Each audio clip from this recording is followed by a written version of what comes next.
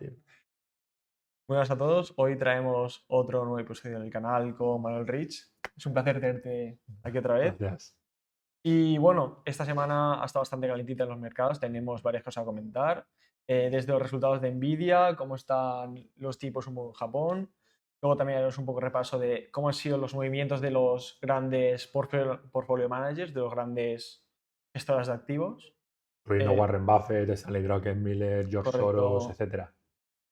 Y luego también haremos un poquito de repaso a algunas gráficas que nos parecen interesantes. Parecía el formato que hicimos el último vídeo, pero no tanto, un poco más reducido. Entonces, bueno, sobre los resultados de Nvidia fueron ayer, hoy estamos a jueves, y en premarket la acción estaba arriba un 5% cuando lo hemos mirado. Ha sido una pasada. Sí, sí. Ha superado las expectativas que quieres comentar tú. Sí, no, justamente Nvidia es una posición que nosotros en el fondo tenemos sobreponderada, ¿no? Tenemos una posición superior al índice de referencia, en este caso el MSCI World, y por lo tanto de esta subida nos hemos visto más beneficiados, ¿no? Y bueno, las expectativas de ingresos de Nvidia eran altísimas, pero la compañía ha logrado incluso superarlas. O sea, hemos visto unos ingresos por encima de lo esperado, ¿no? Ha ingresado 57.000 millones cuando la estimación eran 54.000. Y luego, bueno, qué decir, ¿no? Ha crecido un 62% respecto al año anterior. No, sí, es una barbaridad. O sea, una empresa que te está creciendo, casi que te está duplicando ingresos y la gente aún dice que a 40 veces PER está cara, ¿no? Pero Hay que, bueno, yo ya, ese tema ya desisto. Y luego que una calidad que tiene Nvidia, ¿no? Que tiene unos márgenes brutos del tercer trimestre del 73,4%. O sea, ¿qué compañía tiene estos márgenes? Y luego que tiene un margen operativo EBIT, sin tener en cuenta esa depreciación y amortización que tanto se está hablando ahora, que la gente dice, no, es que compras los chips y al año ya no valen nada. Bueno, pues el EBIT, teniendo en cuenta esta depreciación, tiene un margen de más del 50%. Es una barbaridad la calidad del negocio, ¿no? Y te está cotizando a 40 veces PER. A mí no me parece cara. A mí lo que. Bueno, yo quiero comentar esto sobre el PER que estábamos hablando. Nvidia ha ido teniendo un recorrido del PER bastante interesante, dejaremos la imagen, pero en 2022 alcanzó su pico, que estaba en 117 veces PER, Price to Earnings, que quiere decir las, cuántos euros pago yo por tener la acción ahora mismo por cada euro de beneficio que tiene. Exacto.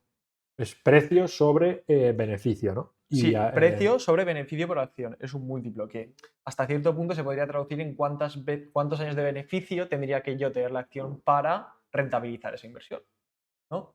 Pero como cada vez la acción va ganando más y más, pues al final se acaba abaratando. Lo más caro que ha llegado a estar es 117 veces PER.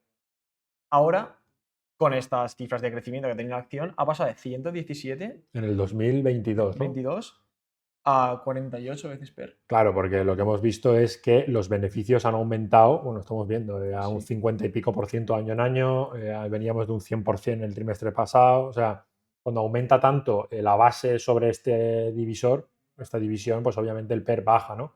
Y cuando fue el 2022, ¿qué pasó? Que ¿por qué tenía un PER de 120 Nvidia? La gente decía, está carísima, no podemos comprar esto a 120 veces beneficios. Bueno, ayer era cuando empezó la IA. Y el mercado ya te estaba poniendo en precio la subida tan brutal de ingresos y beneficios que iba a tener. Por eso lo hubieses comprado a 100 veces beneficios en el año 2022 y hubieses hecho un por 4 ahora en el 2025, ¿no? Que es un poco la paradoja, ¿no? De que comprando a un PER superior obtienes mayores retornos que comprando a PERs más bajos.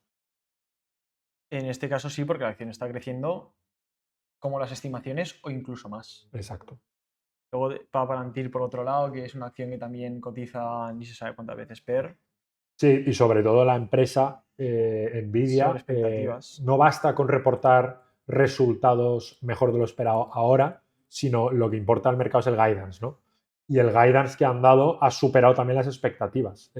Las perspectivas del cuarto trimestre son 65.000 millones de ingresos versus los 62 que está teniendo ahora, ¿no? Lo que implica también un crecimiento trimestre a trimestre, lo cual es muy positivo, ¿no? Ese guidance ha sido muy bueno, lo que ha hecho que las acciones pues suban en pre-market más de un 5%, ¿no? Ahora, más la subida del 2 ayer. O sea, es un 2 más el 5% de ahora. Lo cual, pues bueno, está fenomenal, ¿no? Y hay mucho pesimismo también había, todo el mundo está hablando. Ahora luego sacaremos el gráfico este de cuántas veces se menciona burbuja en la IA en Google. Lo Podemos ver que eso sacaremos. está en máximos, ¿no? Pues te quiere decir, cuando estamos en una burbuja, la gente no sabe que estamos en una. Es la definición de una burbuja. La gran mayoría no lo sabe. En este caso, la gran mayoría dice que estamos en una burbuja. Por lo tanto, no es esa no estamos en una burbuja per se, ¿no? Yo tengo aquí otra pregunta de follow-up sobre esto y es, si Nvidia hubiera estado por debajo de las expectativas de crecimiento, solamente 1 euro por debajo, ¿cómo crees que hubiera afectado al mercado de las tecnológicas? ¿Crees que se Uy, hubieran tomado muy a mal todas? ¿O que se hubieran mantenido? sí, Nvidia hubiese arrastrado todo el mercado tecnológico. Y con el peso que tiene en el SP 500, si Nvidia no está en las expectativas, el índice cae. Cae. O sea, claramente todas. Porque eso demuestra que no hay tanta demanda, toda la infraestructura que se ha construido. Bueno, es un escenario que puede pasar, ¿no? Si la IA al final no acaba siendo lo productiva que puede llegar a ser, que yo Bueno, creo, bueno, yo la si, utilizo. si acaba siendo más productiva de lo que se piensa que va a ser, se necesitaría menos inversión, ¿no? Entonces sería más barato todo esto. Es como No, lo que el pasó tema es cuando... que si acaba siendo más productiva lo que se piensa, el retorno sobre la inversión que ya se ha hecho va a ser mayor. Entonces, el potencial de revalorización va a ser superior en las acciones. Porque, ¿por qué? Porque, te hago ya la pregunta, si es más productiva no significa que conseguiría más output, más resultados con menos inversión. Sí, ¿Qué es pero lo que pasó cuando salió lo de DeepSeek? Que decían, con la mitad de recursos de lo que utilizan ChatGPT, ha conseguido China sacar una herramienta casi igual de productiva de ChatGPT con la mitad de recursos. claro, Entonces cayó la claro, bolsa entera. perfecto, perfecto. El tema es que yo no le voy a meter la mitad de recursos, le voy a meter los mismos recursos y va a conseguir el doble. ¿Sabes lo que te quiero decir? ¿Tú crees que no va a parar de inyectarse recursos, inyectarse CAPEX con la IA? O sea, Por muy parará en algún productiva que punto, seas. obviamente, pero si es más productiva, lo que te incita es a invertir más. ¿Sabes lo que te digo? Porque tú quieres esa productividad amplificarla. Mm. Eso es. O sea, está perfecto que sea más productiva que lo que esperabas. Ahora con 1 euro haces dos. Pensabas que hacías 1,5. Pues voy a invertir más euros, ¿no? Mm. Para sacar más beneficio. Vale. Pues sí, la verdad que lo de Nvidia también le da un respiro al SP 500, que siempre estamos hablando del el peligro que tiene que esté tan concentrado. El SP 500 es las 10 empresas más grandes. Claro, a ver. Esto lo va a concentrar más.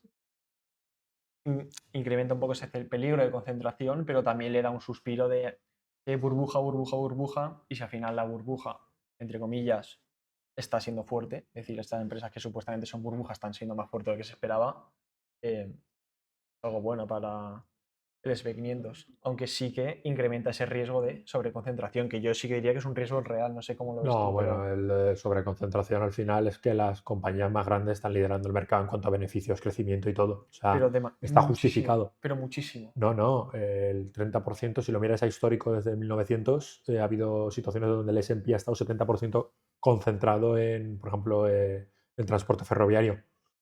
Ha llegado a estar en el 70% concentrado, solo en un sector. Entonces, aún no estamos en esos niveles. Y a mí un 30 me parece, para lo que es la revolución tecnológica de la IA, me Poco. parece aceptable o poco, ahora mismo. Estás ambicioso, ¿eh? ¿No? A ver, yo uso No. la IA todos los días a mi modelo de negocio, ¿no? Y lo veo que es una barbaridad. O sea, yo, por ejemplo, estoy automatizando lo que es una gestora de fondos entera con IA.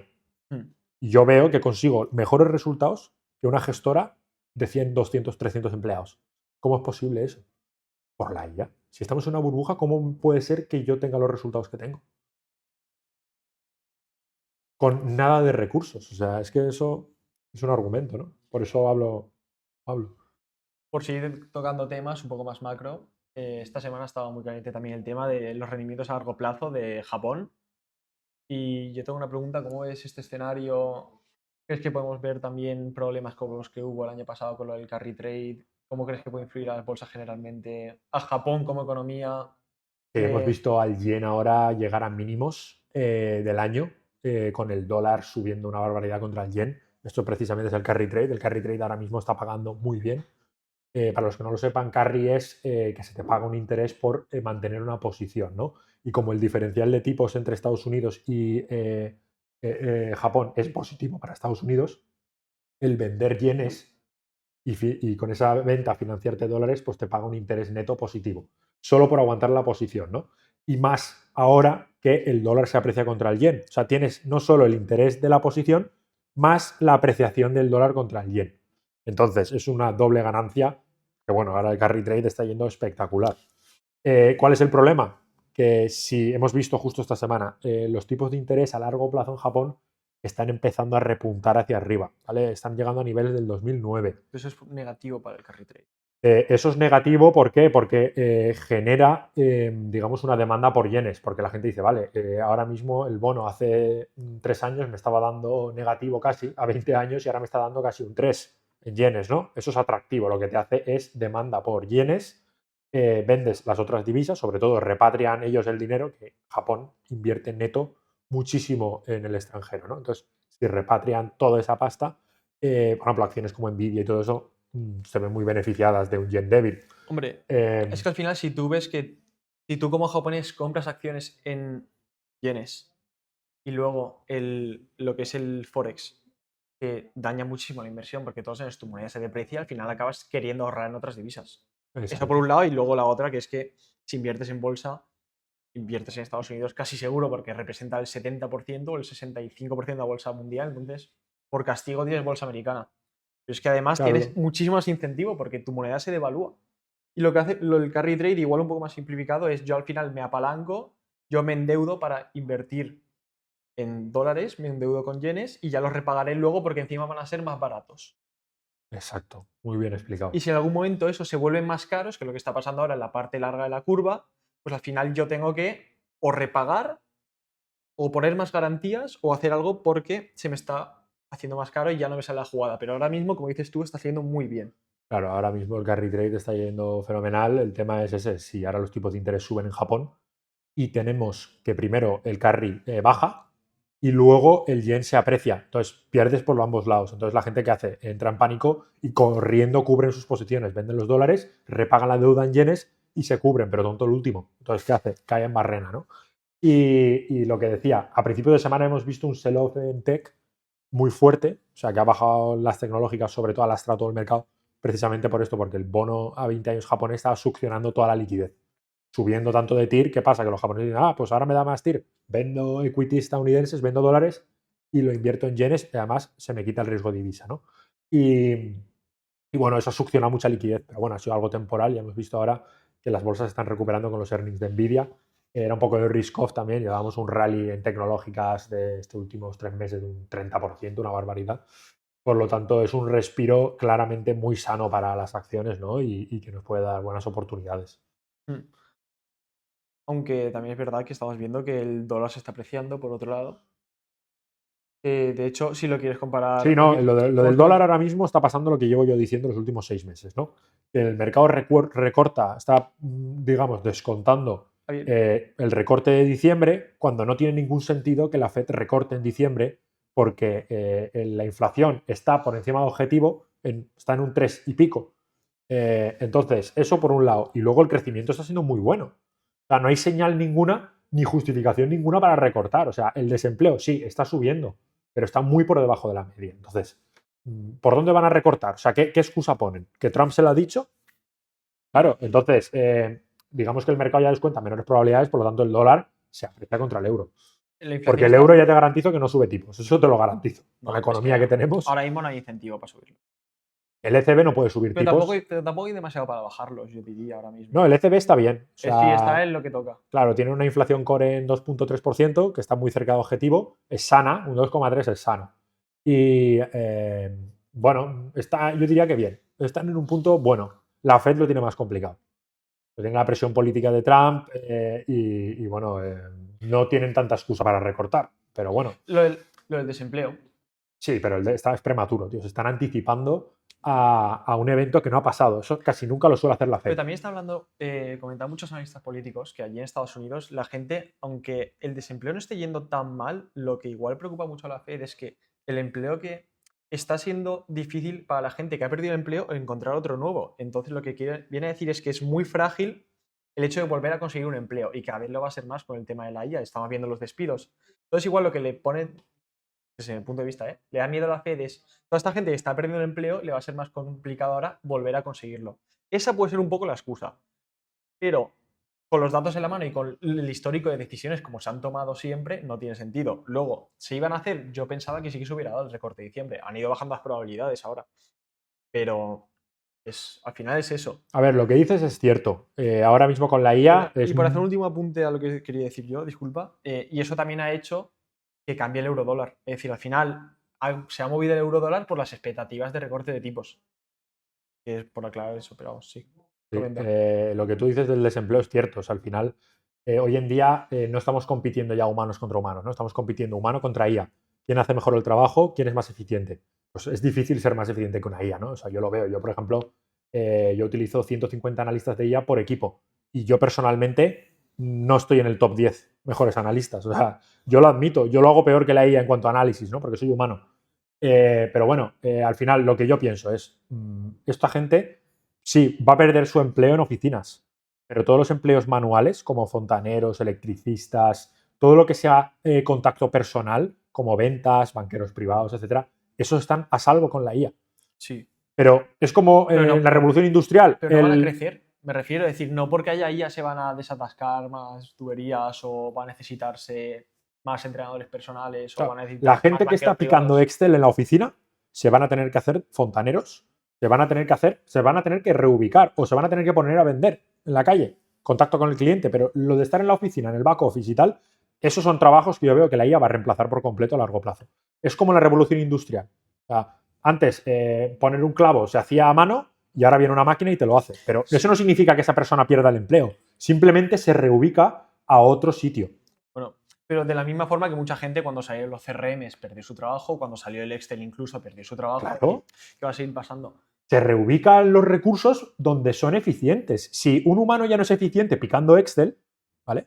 Pues se le reubica a un lugar donde es eficiente. Nada más. Si no, no avanzaríamos como especie humana, ¿no? Si estamos siempre. No, el que remaba en el barco, vamos, no vaya a perder el empleo el que rema, porque hemos descubierto que podemos poner una hélice en el barco. Vamos a ir mucho más rápido con la hélice, mucho más eficiente. Entonces hay que reubicar al trabajador, si no, la economía no va a crecer. Hay que adaptarse.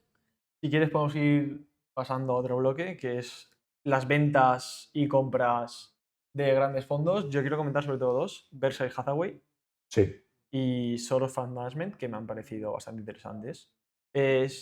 Berkshire Hathaway ha reducido posición Sí, en primero explica Apple. Berkshire para. Perdona, Berkshire Hathaway es el fondo de Warren Buffett y luego Soros Fund Management es el fondo de George Soros, dos inversores históricamente buenísimos. Sí, empezamos con la. O sea, al final Berkshire es la aseguradora de Warren Buffett, entre otras cosas, pues es muy famosa por cómo invierte su líquido, ¿no? Su capital. Muy value, muy value. Claro, Warren Buffett, bueno, tiene un track record brutal, también porque ha gestionado muy bien el dinero de la aseguradora, pero también por vender primas, ¿no? Que es algo que la gente no acaba de, no sabe normalmente, que el negocio de Warren Buffett es vender primas y con ese dinero invertirlo en negocios muy buenos, cotizados y no cotizados, ¿no? En este caso hemos visto que este trimestre Warren Buffett vuelve a recortar su posición en Apple en un 15%. Es que también hasta cierto punto es entendible porque es que estaba representando ya el 25 o 27% de la cantera, pues ha recortado. Sí, no, ha Porque recortado una para no tener barbaridad. demasiada exposición. Pero sigue siendo su mayor posición, en un Sí. 22,69% de la cartera. Y luego también podemos ver Que ha que ha quitado. aumentado en Chubb, que es la única en la que ha aumentado. Warren Buffett está neto reduciendo su exposición al mercado. O sea, está haciendo cash, como Sí. se diría. Ha comprado también Google, Alphabet, la matriz, y luego también, aunque no aparece aquí la foto, ha estado comprando bastante Constellation Brands. Y de hecho, Constellation Brands, aunque no para de caer, ha comprado y además también está comprando y negociando con inversores particulares para Exacto. entrar en Constellation Brands. Sí, Que y es una luego empresa de destinados de Estados Unidos y yo sinceramente le tengo bastante confianza. también ha aumentado su posición en Domino's Pizza y en Sirius XM, que bueno, son sectores bastante defensivos. O sea, Warren Buffett lo que está expresando con este posicionamiento es que algo Incertidumbre. defensivo, ¿no? O sea, tiene Incertidumbre. mucha liquidez en cartera y un posicionamiento muy defensivo. Sí. Pero bueno, su inversión en Alphabet quiere decir algo, que está apostando por la IA. Warren Buffett ha entrado, no sé si es Warren Buffett o su socio, porque Warren Buffett colgó las botas hace un trimestre, se retiró. Entonces yo creo que su socio está apostando por la IA, por Google, ¿no? Y luego, por otro lado, Soros Fund Management. Ha incrementado bastante la posición en Amazon. En Google también ha comprado bastante, al igual que Berkshire. Y luego podemos ver que, bueno, ha bajado Interactive Brokers, que también era una parte importante de la cartera.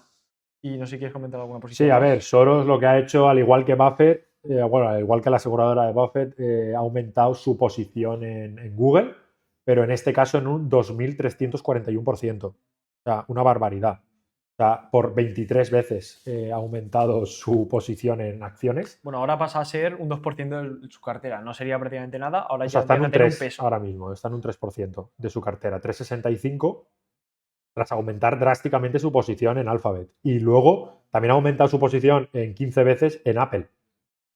Es bastante curioso, ¿no?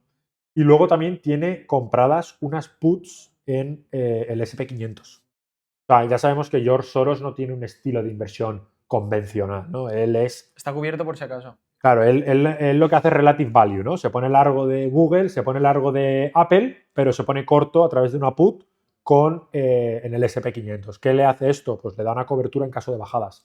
Es un inversor que toma tanto posiciones largas como cortas a través de diferentes instrumentos para maximizar el ratio de rentabilidad-riesgo, ¿no? Aunque yo creo que esas puts, es decir, tiene sentido porque al final es un relative value trade, pero realmente comprar puts como tal de SP500 yo creo que es muy complicado sacarle alfa. Es decir, tiene que estar ahí seguro Jane Street poniéndole los precios perfectos.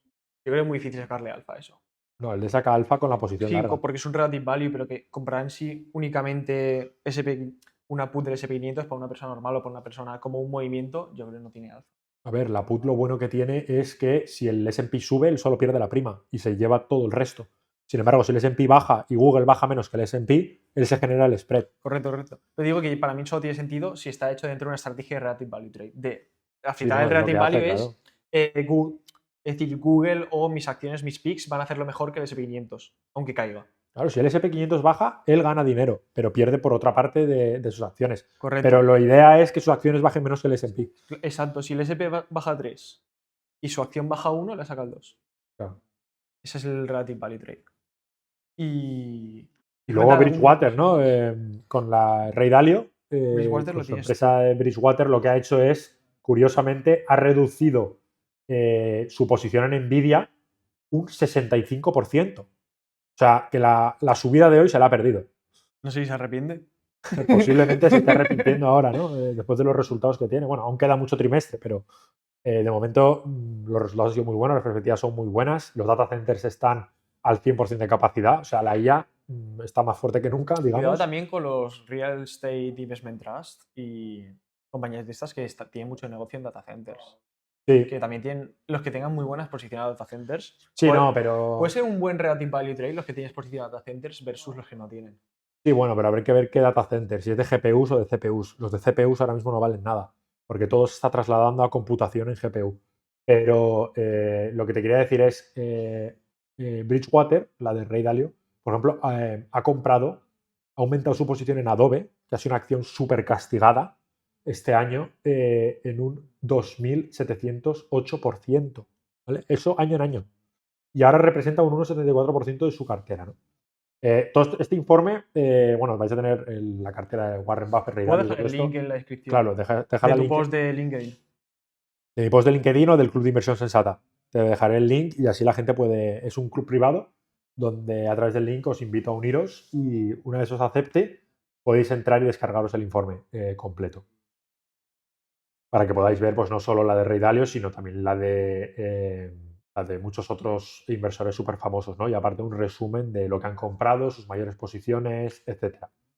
Y bueno, ¿qué más queríamos comentar hoy de...? Sí, Bueno, vamos porque a hay hablar de que. algunas imágenes, ¿no? Sí, los demás, si lo quieren ver, está Dorsey, Pershing Square, Zion Asset Claro, de Bill Management, Ackman, luego tenemos al Stanley Druckenmiller, que es muy Bill, famoso también. Bill Gates, Oaktree. Exacto. Aquí hay varios interesantes si la gente está más interesada. Y luego, por último, las gráficas que queríamos tocar. Exacto. Dos bastante importantes. La primera de la media de los retornos que ha tenido el SP500 por cada nivel de price to earnings medio que ha tenido. Claro, aquí lo que se hace es enseñar el SP500, dependiendo del PER que tiene, el retorno a 10 años futuro histórico, ¿vale? Entonces, ¿qué se hace? Se hace un scatter graph que se llama, ¿no? Un plot. Y lo que muestra la imagen es que cuando el S&P ha cotizado a un PER más o menos de 23 veces, como ahora, el retorno a 10 años ha sido de 0%, ¿vale? Un S&P lateral. Pero claro, aquí lo primero que salta a la vista es que hay muy pocos datos. O sea, vemos, ¿cuánto? 10 puntos. Y estos 10 puntos son de la burbuja.com, ¿vale?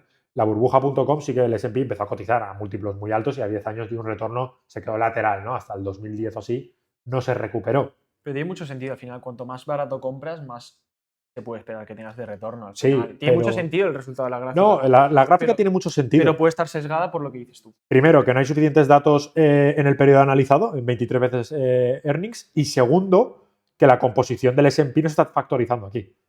No es lo mismo un S&P cargado de energía como era en el 2008, que eso te cotiza a 10 veces, 15 veces, como un S&P ahora de tecnología que te cotiza mínimo a 15 veces. O sea, en un PER 23 con la revolución de la IA, a mí me parece barato. ¿Qué quieres que te diga? O sea, llevan un PER 23 desde el 2022.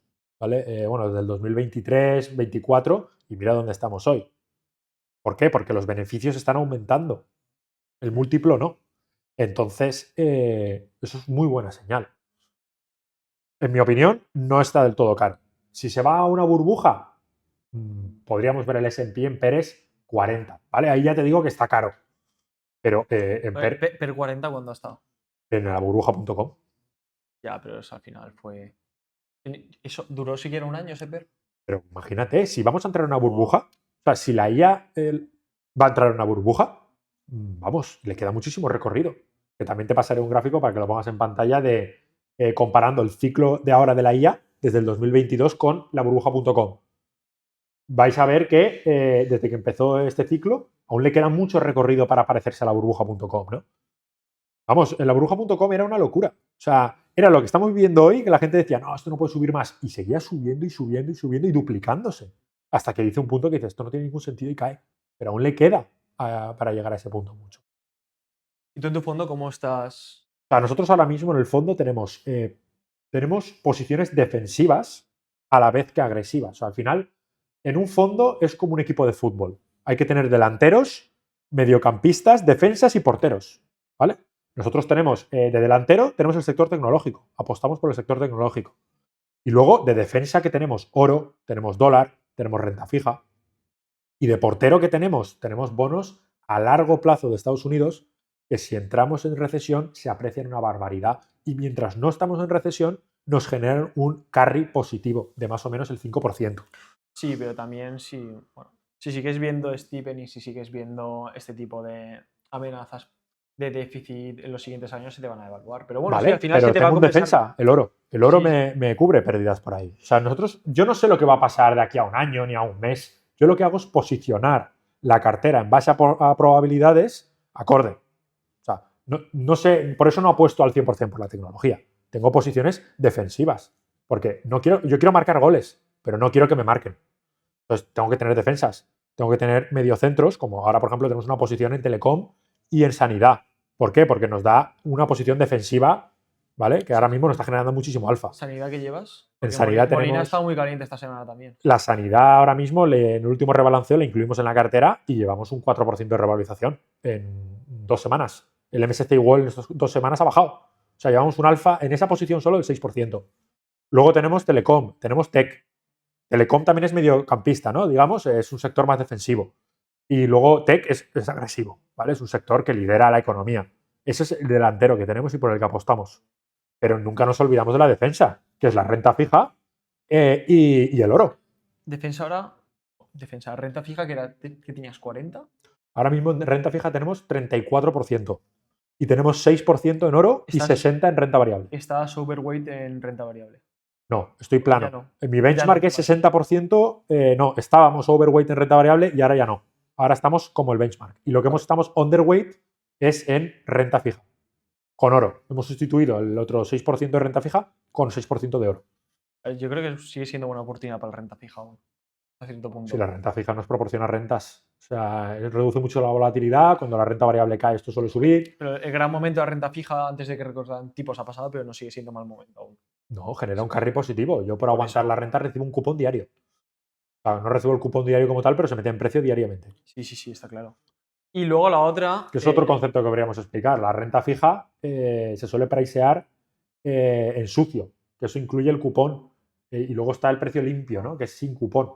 El precio limpio es útil para calcular rentabilidades. Porque claramente, imagínate que la renta fija te va a pagar un cupón mañana, llevas esperando un trimestre a que te pague, no lo vas a vender a precio limpio, lo vas a factorizar todos los días que ha pasado con ese cupón para que no lo acabe cobrando al que se lo vendes a último momento. Igual es súper fácil verlo con el ejemplo de si yo compro el bono 15 minutos antes de que pague el cupón, ¿cuánto vale? Vale mi bono más el cupón. Exacto. Vale el precio limpio más el cupón. 15 minutos después de que pague el cupón, vale solo el bono. Porque luego te tocará esperar otra vez. Te toca esperar 3 meses más a recibir el siguiente cupón. Y de la misma forma de que yo 15 minutos antes de que pague el cupón era mi bono más el cupón, si yo estoy a mitad esperando el día 15 y me lo van a pagar el día 30, ¿cuánto ha acumulado? 15 días de cupón. Pues eso es lo que se te va a pagar. El bono más medio cupón. Exacto. Es lo que se pagaría en ese momento. Eso es. Porque es lo que lleva acumulado. Correcto. Igual con ese ejemplo es muy claro. Sí. Luego, si tenéis cualquier gráfico o algo que queréis que analice, alguna foto de estas que están virales, ¿no? De catastrofistas o etcétera, ¿no? Las podéis pasar por LinkedIn. Pasar, nos las pasáis por o lo ponéis en YouTube. Ponlos en comentarios y lo buscaremos nosotros y le buscamos y lo analizamos y lo publicamos. Y eso sería todo. Muchísimas gracias por vuestra atención, ¿no? Ha sido un placer, Manuel. Gracias, Guillermo. Tenerte aquí. Igualmente, muy buenas preguntas, como siempre. Traeremos más episodios y nada, esperamos que seguís disfrutando.